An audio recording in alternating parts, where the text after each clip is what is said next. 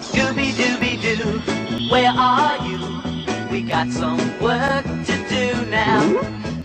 Scooby-Dooby-Doo, where are you? We need some help from you now. I'm probably guilty of overusing the Scooby-Doo comparison, but it really seems to fit movie magic. The story begins with the girls being on the set of the Daring Do movie, but the game is afoot because strange happenings are threatening to shut down production. Sets keep falling apart, props are going missing, and a strange cloaked figure has been seen skulking around. So it's up to the Equestria girls to save the day and the movie. Let's start by discussing the mystery genre. I really like this style for a number of reasons.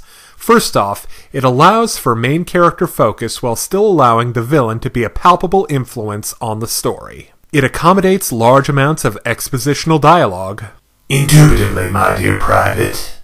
And it intrigues the audience by using curiosity. Movie magic is okay at using the advantages inherent to the mystery style. And that's a good thing because with a cast this big, it's hard for them to spare time to go and chill out with the villain. Splitting the girls up and having each group find a clue that incriminates our red herring villain, Chestnut Magnifico, was a clever idea. As for the real baddie, Jealousy Jealous Pants, Juniper Montage, she's not exactly the best antagonist in an EQG thing. She's a presence in the episode to be sure, but she's not really compelling.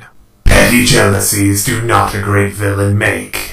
That being said, she succeeds at creating scenarios to show off the girls' sleuthing skills. You mean Twi's sleuthing skills. Naturally, no one other than Canterlot High's nerd extraordinaire was going to end up with the role of Velma in this particular episode.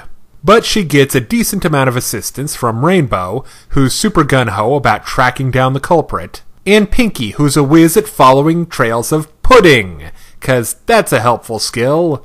Somehow. Now let's talk about the setting. A movie studio was a clever way to get quickly from one exotic location to another, and for the girls to get into and out of new costumes. Speaking of, their brief sojourn as Power Pony cosplayers led to some small but still fairly dopey moments. First off, the justifiably fired stage manager, or whoever he was, refers to them as the Power Ponies. Much like Doctor Strange's magic carpet cape, it's a funny joke that's actually really dumb and scene-ruining when you think about it. I also find it odd that every single one of their superhero costumes has high heels, and they get into a foot chase while wearing them. But gosh darn it, Spike makes up for it all by being an adorable mother in his humdrum costume. Now, the supporting cast was surprisingly well written. I'm speaking mostly of Steven Spielberg, I mean Cantor Zoom. I really like how reasonable he is about why he's not letting Juniper play Daring Do. And I also like that he has a good list of reasons why her sabotaging the shoot is a very big deal, with repercussions and stuff.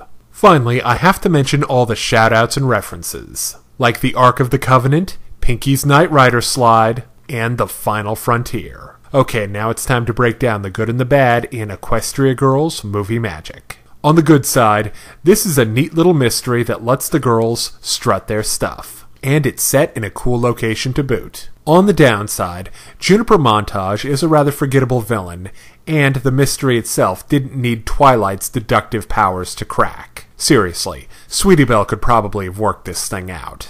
But still, I give Equestria Girls Movie Magic a 3.5 out of 5. Now, if you're interested in more reviews of anime, movies, TV shows, comic books, or video games, check out my channel on YouTube at StupidPrivate913, or find my Facebook and DeviantArt pages for video updates and more. Thank you for watching.